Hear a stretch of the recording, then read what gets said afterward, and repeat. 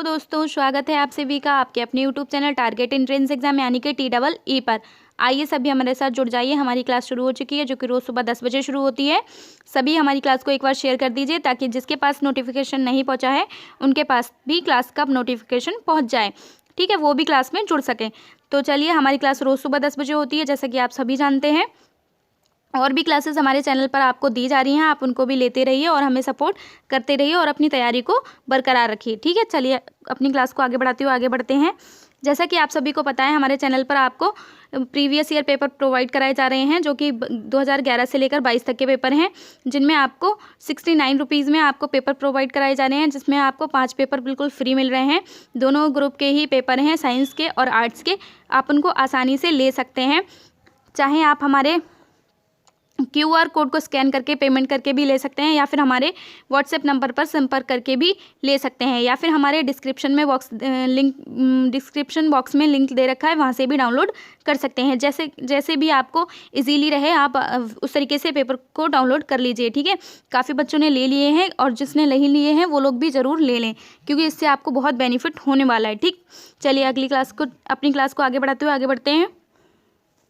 हमारी क्लास का आज पहला क्वेश्चन हो जाएगा। पहले क्वेश्चन में हमसे पूछा गया है, आर्द्र वायु में ध्वनि का वेग शुष्क वायु की तुलना में अधिक होता है। मतलब हमसे पूछा गया है कि जो आर्द्र वायु में जो ध्वनि का वेग होता है वो शुष्क वायु की तुलना में क्या होता है, अपेक्षा अधिक होता है, ठीक। तो हम इसका कारण पढ़ते हैं क्यों होता है। ऑप्शन ए हो जाएगा हमारा, शुष्क वायु की तुलना में दाब कम होता है। बी ऑप्शन हो जाएगा, शुष्क वायु की तुलना में घनत्व अधिक होता है। सी हो जाएगा हमारा, शुष्क वायु की तुलना में दाब अधिक होता है। और डी हो जाएगा हमारा, शुष्क वायु की तुलना में क्या होता है, घनत्व जो होता है वो कम होता है, ठीक है। तो ऑप्शन जो है हमारा वो बी बिल्कुल करेक्ट हो जाएगा। क्या हो जाएगा, शुष्क वायु की तुलना में क्या होता है, घनत्व जो होता है अधिक होता है। इसी कारण क्या होता है, जो ध्वनि का वेग होता है वो शुष्क वायु की तुलना में क्या होता है, शुष्क वायु में अधिक होता है आर्द्र वायु की तुलना में, ठीक है। आर्द्र वायु में कम होता है और शुष्क वायु में क्या होता है, अधिक होता है, ठीक है। तो ऑप्शन हमारा बी बिल्कुल करेक्ट हो जाएगा। चलिए अगले क्वेश्चन की तरफ बढ़ते हैं। क्वेश्चन नंबर 2 है हमारा। 2 में हमसे पूछा गया है, आंतरिक सुलाभ है। तो ऑप्शन ए हो जाएगा हमारा, तब होते हैं जब आंतरिक व्यापार में विस्तार होता है। बी हो जाएगा हमारा, अर्थव्यवस्था में होते हैं जैसे ही यह प्रगति करते हैं। सी हो जाएगा हमारा, फर्म को तब होते हैं जब वह अपने उत्पाद का विस्तार करती है। और डी हो जाएगा हमारा, तब होते हैं जब किसी उद्योग का विस्तार, मतलब किसी भी उद्योग में विस्तार होता है, ठीक है। तो ऑप्शन हमारा डी बिल्कुल करेक्ट हो जाएगा। क्या बोला गया है कि क्या होता है, जब किसी उद्योग में विस्तार हो जाता है तो क्या होता है, हमारा आंतरिक सुलाभ अच्छे होते हैं। क्या होता है, किसी भी उद्योग को या फिर किसी भी कार्य को हम अच्छे से करते हैं, जब हमें प्रोग्रेस मिलती है तभी क्या होगा, हमारी तभी तो प्रोग्रेस होगी। मतलब जब हम उस कार्य को रेगुलरिटी करते रहेंगे, उसका विस्तार चलता रहेगा तो क्या होगा, तभी तो प्रोग्रेस मिलेगी। तो वही पूछा गया है हमारा कि आंतरिक सुलाभ कब होता है, कब होता है, जब किसी उद्योग में क्या होता है, विस्तार होता है तो क्या होता है, आंतरिक सुलाभ होता है, ठीक है। तो ऑप्शन हमारा डी बिल्कुल करेक्ट हो जाएगा। चलिए अगले क्वेश्चन की तरफ बढ़ते हैं। क्वेश्चन नंबर 3 है हमारा। 3 में हमसे पूछा गया है, न्यूनतम पारगम्य शक्ति किरण कौन सी है। ऑप्शन ए हो जाएगा हमारा गामा किरण, बी हो जाएगा हमारा अल्फा किरण, सी हो जाएगा हमारा एक्स किरण और डी हो जाएगा हमारा बीटा किरण। तो कौन सी किरण हो जाएगी जो न्यूनतम पारगम्य शक्ति मतलब प्रदान करती है। क्या होती है, न्यूनतम पारगम्य शक्ति क्या होती है, न्यूनतम पारगम्य शक्ति का मतलब क्या हो जाएगा हमारा, जिस किरण की भेदन क्षमता क्या होती है, कम होती है। मतलब जो कम दूरी से भेज सकती है, क्या होती है, और जिस किरण की भेदन क्षमता क्या होती है, कम होती है, तो वही न्यूनतम पारगम्य शक्ति कहलाती है। तो ये जो क्वालिटी होती है वो किस में होती है, अल्फा किरण में होती है, ठीक है, अल्फा किरण में होती है। तो क्या हो जाएगा हमारा, ऑप्शन बी बिल्कुल करेक्ट हो जाएगा। क्या होता है, अल्फा किरण की क्या होती है, भेदन क्षमता कम होती है या फिर न्यूनतम पारगम्य क्षमता कम होती है, ठीक है। चलिए अगले क्वेश्चन की तरफ बढ़ते हैं। क्वेश्चन नंबर 4 है हमारा। 4 में हमसे पूछा गया है, कूट वाला क्वेश्चन है। कूट वाले क्वेश्चंस काफ़ी एग्जाम्स में पूछे जा रहे हैं और बच्चों को कंफ्यूज करने के लिए सफल वाले आंसर्स भी दे देते हैं वो लोग। तो आप लोग कंफ्यूज ना होइए, आराम से इसको करिए, प्रैक्टिस बनाए रखिए बस। तो हमसे पूछा गया है, सूची ए को सूची बी से मिलाइए, ठीक है। तो सूची ए को सूची बी से हम लोग मिलाते हैं। क्या दिया है सूची ए में, एस्कॉर्बिक एसिड। एस्कॉर्बिक एसिड किस में पाया जाता है, तो क्या हो जाएगा हमारा, विटामिन सी। फिर आता है हमारा क्लोरोफिल किस में पाया जाता है, प्रकाश संश्लेषण में, ठीक है। फिर आता है हमारा कैरोटीनाइड किस में पाया जाता है, सामक में। फिर आता है हमारा सुपर ऑक्साइड क्या है, एंजाइम, ठीक है। तो चलिए हम देखते हैं हमारा ऑप्शन क्या बनता है, 4, क्योंकि पहले का 4 हो गया, सेकंड का हमारा क्या हो जाता है, फर्स्ट हो जाता है। फिर थर्ड का हमारा क्या हो जाएगा, सेकंड हो जाएगा। एंड फोर्थ का हमारा हो जाएगा, थर्ड हो जाएगा। तो हम देखते हैं अपना ऑप्शन मिलाते हैं, 4 2 3। 4123, ठीक है। तो हमारा डी ऑप्शन बिल्कुल करेक्ट हो जाएगा। क्या हो जाएगा? 4123, ठीक है। इस तरीके से आप लोग को मिलाने हैं, ऐसे ही क्वेश्चंस आपसे पूछे जाएंगे। हो सकता है थोड़े बहुत क्या कहते हैं शब्द ऊपर नीचे हो जाएं भले, लेकिन लिखने का तरीका क्या होगा ये भी हो सकता है, और थोड़ा बहुत लिखने का तरीका बदल सकता है। आपको कुछ प्रश्न तो आपको डिट्टो यही मिल जाएंगे, ठीक है। तो आप लोग टेंशन मत लीजिए, बस प्रैक्टिस करते रहिए। चलिए क्लास को आगे बढ़ाते हैं। अगला क्वेश्चन है हमारा क्वेश्चन नंबर 5 में हमसे पूछा गया है, एक्स किरणों का प्रयोग किस लिए किया जाता है? ऑप्शन ए हो जाएगा बहुमूल्य पत्थरों और हीरों में खराबी का पता लगाने के लिए, बी हो जाएगा धातु को काटने और बिल्डिंग करने के लिए, सी हो जाएगा हमारा हृदय रोग का पता लगाने के लिए, एंड डी हो जाएगा हमारा जमीन के नीचे सोने का पता लगाने के लिए। तो ऑप्शन क्या हो जाएगा हमारा? डी बिल्कुल करेक्ट हो जाएगा। क्या करते हैं? एक्स जो रेज होती है उनका प्रयोग किस लिए करते हैं? तो क्या किस लिए करते हैं? जमीन के नीचे जो सोना होता है उसका पता लगाने के लिए। किस लिए करते हैं? उसका पता लगाने के। और जो एक्स किरणें होती है उसकी खोज किसने की थी? तो वो हो जाएंगे हमारे रॉन्जन। किसने की थी? रॉन्जन ने, ठीक है। तो एक्स किरणों का जो पता वो खोज प्रयोग करते हैं वो किस लिए करते हैं? जमीन के नीचे जो सोना है उसका पता लगाने के लिए कि कहाँ तक है, ठीक है, उसको, ताकि निकाला जाए कि कहाँ किस एरिया से किस एरिया तक फैला हुआ है, ठीक है। तो उसका पता लगाने के लिए करते हैं। चलिए अगले क्वेश्चन की तरफ बढ़ते हैं। क्वेश्चन नंबर 6 है हमारा। 6 में हमसे पूछा गया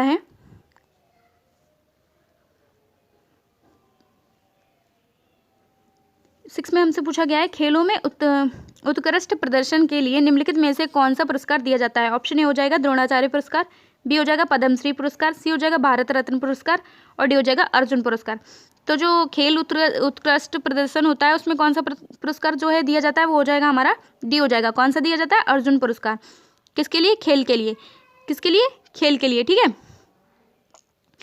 कौन सा पुरस्कार दिया जाता है? अर्जुन पुरस्कार। अच्छा, इसकी शुरुआत कब की गई थी? 1961 से इसको जोड़ा गया। क्या है? खेल के लिए दिया जाएगा, ठीक है। चलिए अगले क्वेश्चन की तरफ बढ़ते हैं। क्वेश्चन नंबर 7 है हमारा। 7 में हमसे पूछा गया है, सकल राष्ट्रीय उत्पाद माइनस मूल हास्य छूट।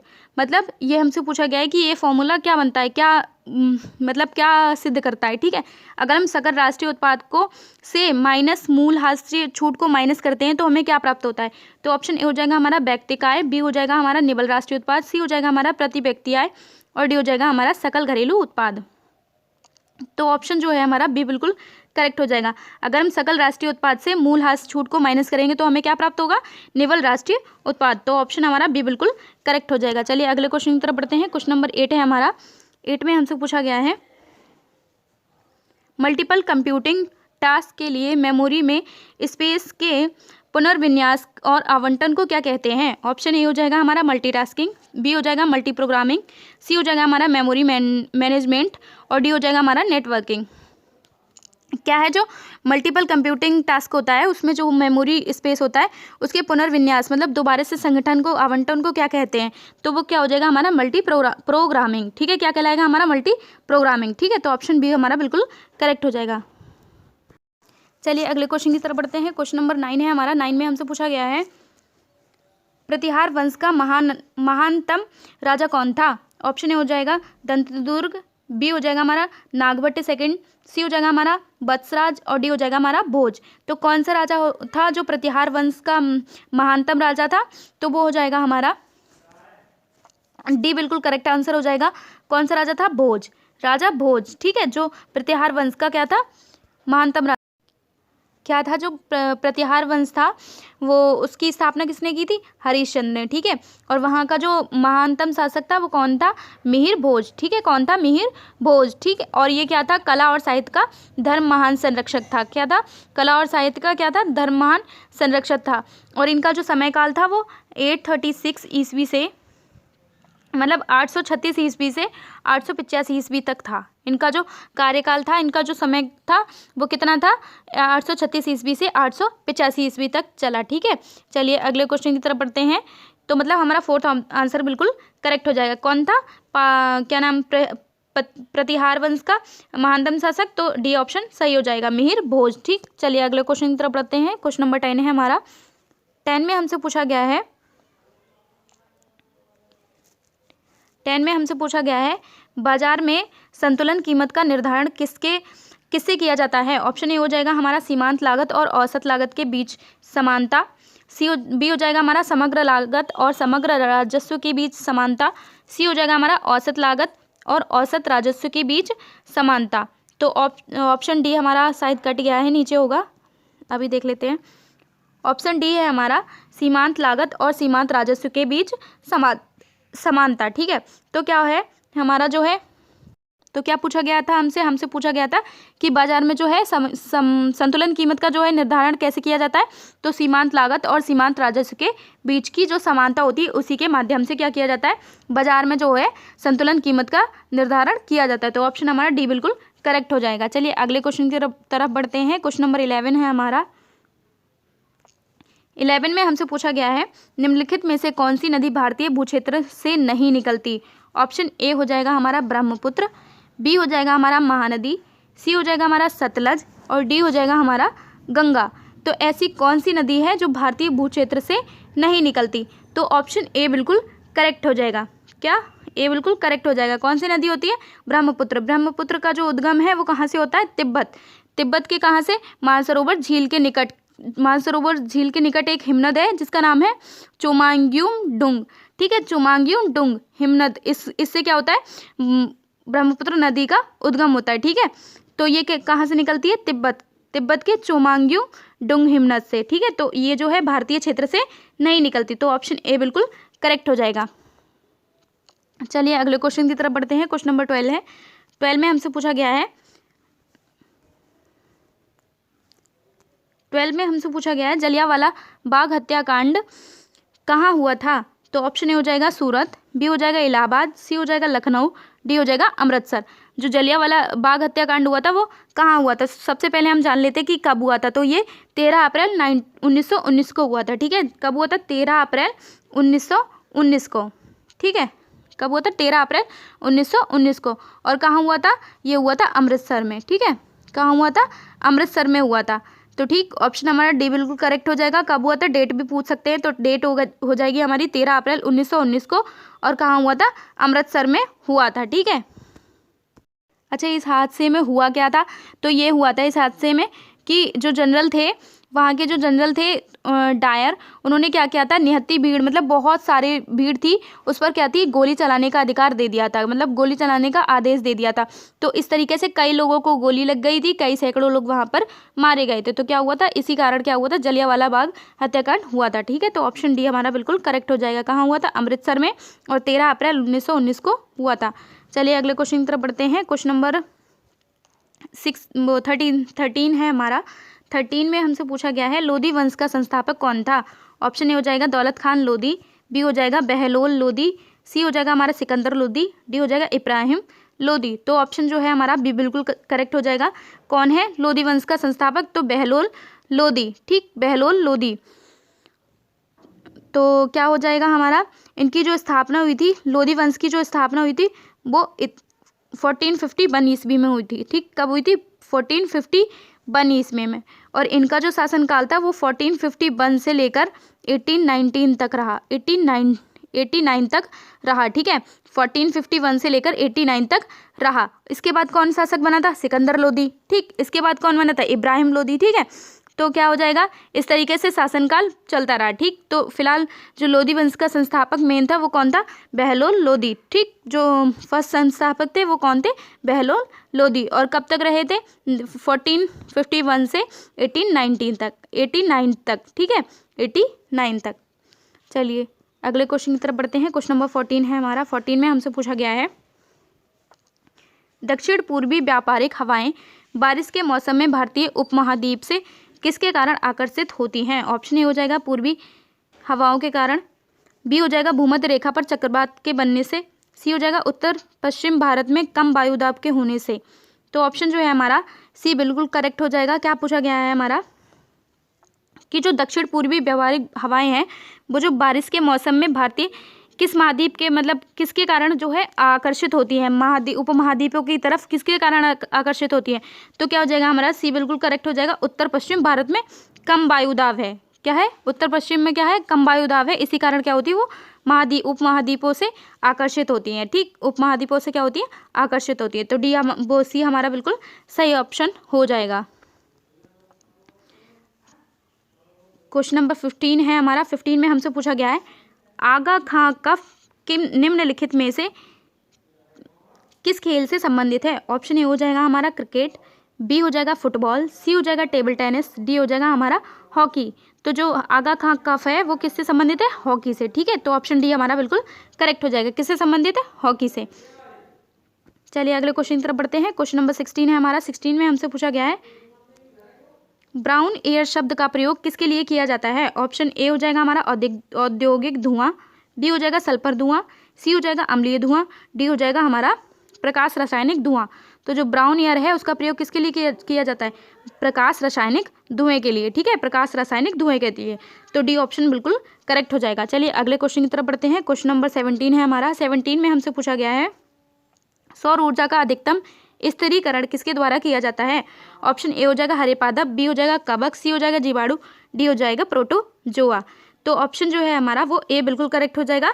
किसके लिए सौर ऊर्जा का अधिकतम स्थिरीकरण किया जाता है? तो हरे पादप मतलब हरे पेड़ पौधों के लिए क्या किया जाता है?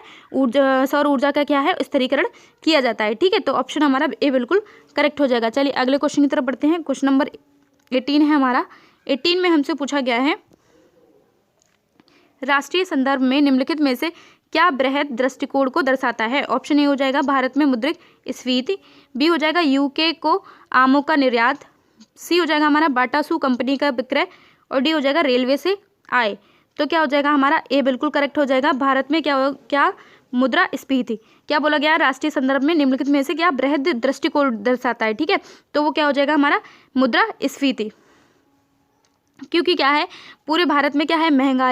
महंगाई की जो है गणना है वो बहुत संबंधित है, मतलब जो है महंगाई बहुत है, तो क्या है भारत में मुद्रास्फीति बृहद दृष्टिकोण दर्शाता है। तो ऑप्शन ए बिल्कुल करेक्ट हो जाएगा।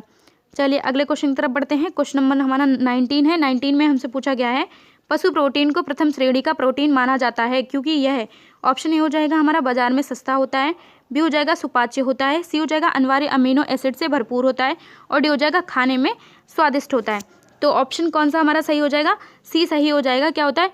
अनिवार्य एमिनो एसिड में भरपूर होता है, मतलब जो अनिवार्य एमिनो एसिड होता है जो हमारे लिए चाहिए होता है वो क्या होता है? भरपूर होता है। क्या है? पशु प्रोटीन को प्रथम श्रेणी में प्रोटीन माना जाता है, पशु प्रोटीन को। ठीक है, जिसमें कि क्या पाया जाता है? सबसे ज़्यादा अनिवार्य एमिनो एसिड पाया जाता है। सबसे ज़्यादा एमिनो एसिड किस में पाया जाता है? पशु प्रोटीन में। ठीक है, इसीलिए क्या माना जाता है? इसे प्रथम श्रेणी का प्रोटीन। ठीक है, तो सी हमारा बिल्कुल सही ऑप्शन हो जाएगा। चलिए अगले क्वेश्चन की तरफ बढ़ते हैं। क्वेश्चन नंबर हमारा 20 है। 20 में हमसे पूछा गया है सर्वाधिक इस्तेमाल में आने वाला व्यंजक अभिकर्मक क्या है? ऑप्शन ए हो जाएगा अल्कोहल, बी हो जाएगा क्लोरीन, सी हो जाएगा सोडियम क्लोराइड, डी हो जाएगा हमारा कार्बन ऑक्साइड। तो ऐसा कौन सा है जो सर्वाधिक इस्तेमाल में व्यंजन आता है? ठीक है, सर्वाधिक व्यंजन अभिकर्मक क्या है? ठीक, सर्वाधिक इस्तेमाल वाला व्यंजन अभिकर्मक क्या कहलाता है? ठीक, तो ऑप्शन देखते हैं हम। तो ऑप्शन जो है बी बिल्कुल करेक्ट हो जाएगा। क्या है? क्लोरीन। ठीक है, क्लोरीन सही हो जाएगा, जिसका हम सबसे ज़्यादा प्रयोग क्या करते हैं? व्यंजक अभिकर्मक में करते हैं। ठीक है, व्यंजक अभिकर्मक में सबसे ज़्यादा प्रयोग किसका करते हैं? क्लोरीन का करते हैं। तो ऑप्शन हमारा बी बिल्कुल करेक्ट हो जाएगा। क्या हो जाएगा? क्लोरीन हो जाएगा। अगले क्वेश्चन की तरफ बढ़ते हैं। क्वेश्चन नंबर 21 है हमारा। 21 में हमसे पूछा गया है निम्नलिखित में से क्या ब्रेटन वुड्स का एक संस्थान नहीं है? ऑप्शन ए हो जाएगा अंतर्राष्ट्रीय मुद्रा कोष, बी हो जाएगा विश्व बैंक, सी हो जाएगा आर्थिक सहयोग एवं विकास संगठन, डी हो जाएगा उपयुक्त में से कोई नहीं। तो क्या हो जाएगा हमारा? सी बिल्कुल सही हो जाएगा। क्या है? आर्थिक सहयोग एवं विकास संगठन। ये ब्रेटन वुड्स का नहीं है। ठीक है, ये ब्रेटन वुड्स का नहीं है। ठीक, ये क्या है? ये जो है ये यूरोपीय आर्थिक सहयोग संगठन है। ठीक है, ये जो है क्या है? यूरोपीय आर्थिक सहयोग संगठन है। इसका पुनर्निर्माण कब हुआ था? 1961 में। ठीक है, इसका पुनर्निर्माण कब हुआ था? 1961 में। बाकी ये जो संस्थाएं हैं वो किसके द्वारा स्थापित की गई? ब्रेटन वुड्स के द्वारा। ठीक है, ब्रेटन वुड्स के द्वारा, लेकिन ये स्थापित नहीं की गई। ठीक, चलिए अगले क्वेश्चन की तरफ बढ़ते हैं। क्वेश्चन नंबर 22 है हमारा। 22 में हमसे पूछा गया है डाटा वर्ड एक की विषम या सम संख्या है, यह ज्ञात करने के लिए किसका प्रयोग किया जाता है? ऑप्शन ए हो जाएगा पैरिटी बिट, बी हो जाएगा साइन बिट, सी हो जाएगा हमारा जीरो बिट, डी हो जाएगा हमारा कैरी बिट। तो कौन सी बिट है जिसका प्रयोग हम क्या करते हैं? डाटा बिट 1 की विषम है या सम है, इसको जानने के लिए किसका प्रयोग करते हैं? तो क्या करते हैं? Parity bit. किसका प्रयोग करते हैं? पैरिटी बिट का। ठीक है, तो ऑप्शन हमारा ए बिल्कुल करेक्ट हो जाएगा। ठीक, चलिए अगले क्वेश्चन की तरफ बढ़ते हैं। क्वेश्चन नंबर 23 है हमारा। 23 में हमसे पूछा गया है, सन 1939 में सुभाष चंद्र बोस किसे हराकर कांग्रेस पार्टी के अध्यक्ष चुने गए थे? तो ऑप्शन ए हो जाएगा मौलाना अब्दुल कलाम आज़ाद, बी हो जाएगा जवाहरलाल नेहरू, सी हो जाएगा बीबी पटेल, डी हो जाएगा पट्टाभी सीतारामैया। तो किसको हराकर जो है सुभाष चंद्र बोस कांग्रेस पार्टी के अध्यक्ष बने थे? तो हमारा सी बिल्कुल करेक्ट हो जाएगा। किसको? 1939 में बने थे ये, पट्टाभी सीतारामैया को हराकर। ठीक है, इससे पहले कौन थे? पट्टाभी सीतारामैया, मतलब ठीक है, किसको हराकर बने थे? पट्टाभी सीतारामैया को। ठीक है, ऑप्शन हमारा डी बिल्कुल करेक्ट हो जाएगा। अगले क्वेश्चन की तरफ बढ़ते हैं। क्वेश्चन नंबर 24 है हमारा। 24 में हमसे पूछा गया है, बर्फ को बुरादे में पैक क्यों किया जाता है? ऑप्शन ए हो जाएगा बुरादा आसानी से पिघलने नहीं देता, बी हो जाएगा बुरादा ऊष्मा का कुचालक होता है, सी हो जाएगा बुरादा बर्फ में चिपकता नहीं है, और डी हो जाएगा हमारा बुरादा ऊष्मा का सुचालक होता है। तो क्या है, बर्फ को जो है बुरादे में क्यों पैक करते हैं, ये पूछा गया है हमसे। तो क्या हो जाएगा हमारा? बी बिल्कुल सही हो जाएगा। बुरादा जो होता है वो ऊष्मा का कुचालक होता है। क्या होता है? ऊष्मा का कुचालक होता है। क्या होता है? बुरादा जो होता है ऊष्मा का कुचालक होता है, और इस कारण क्या होता है, ना तो बाहर की ऊष्मा अंदर जा पाती है और ना ही अंदर की ऊष्मा बाहर आ पाती है, इसलिए पिघलने की जो क्रिया होती है वो कम हो पाती है, मतलब कम होने के चांसेस बहुत कम रहते हैं। बर्फ जो है वो पिघल नहीं पाती, क्योंकि ऊष्मा क्या है, ना तो बाहर जा रही है ना ही अंदर आ रही है। इसी कारण क्या होता है, हम बर्फ को क्या करते हैं, बुरादे में रखते हैं। तो ठीक है, तो ऑप्शन जो है बी बिल्कुल करेक्ट हो जाएगा। क्वेश्चन नंबर 25 की तरफ बढ़ते हैं। 25 में हमसे पूछा गया है, क्वेश्चन नंबर 25 में हमसे पूछा गया है, निम्न में से कौन सा संघ राज्य क्षेत्र नहीं है? ऑप्शन ए हो जाएगा हमारा लक्षद्वीप, बी हो जाएगा हमारा नागालैंड, सी हो जाएगा हमारा पुदुचेरी, और डी हो जाएगा हमारा दादर नागर हवेली। तो हमसे पूछा गया कौन सा जो है संघ राज्य क्षेत्र नहीं है, तो ऑप्शन जो है हमारा सी बिल्कुल करेक्ट हो जाएगा। क्या है? पुदुचेरी। पुदुचेरी जो है संघ राज्य क्षेत्र नहीं है। क्या है ये है एक यूटी, सॉरी क्या है, तो ये जो है हमारा क्वेश्चन, वो ऑप्शन जो है वो नागालैंड ठीक हो जाएगा। क्या है, ये सफल वाले आंसर्स दिए गए हैं ऐसे करके ए बी सी डी। ठीक है, तो जो है नागालैंड जो है हमारा संघ राज्य क्षेत्र है, बाकी सारे क्या है, यूटी हो जाएंगे, सारी हमारे क्या हो जाएंगे, यूटी हो जाएंगे। बाकी ये क्या है, नागालैंड क्या है, उत्तर पूर्वी राज्य हो जाएगा हमारा। ठीक है, तो ऑप्शन हमारा सी बिल्कुल करेक्ट हो जाएगा, यानी कि नागालैंड बिल्कुल सही हो जाएगा। चलिए आज की क्लास को हम यहीं पर समाप्त करते हैं। रोज़ हमारी क्लास सुबह 10 बजे होती है, और भी क्लासेस होते हैं, आप शेड्यूल को आराम से देख लीजिए। शेड्यूल हमारा स्टार्ट होता है सुबह 10 बजे से। सुबह 10 बजे सामान्य ज्ञान की क्लास होती है, शाम 4 बजे हमारी कला वर्ग स्टैटिक जीके की क्लास होती है, और 7:15 पर हमारी रीजनिंग की क्लास होती है, और 8 बजे हमारी जो है सामान्य हिंदी की क्लास होती है। आप सभी क्लासेस को लेते रहिए और हमारे साथ जुड़े रहिए, अपनी तैयारी पूरी करते रहिए, और best of luck. Thanks for watching, bye bye.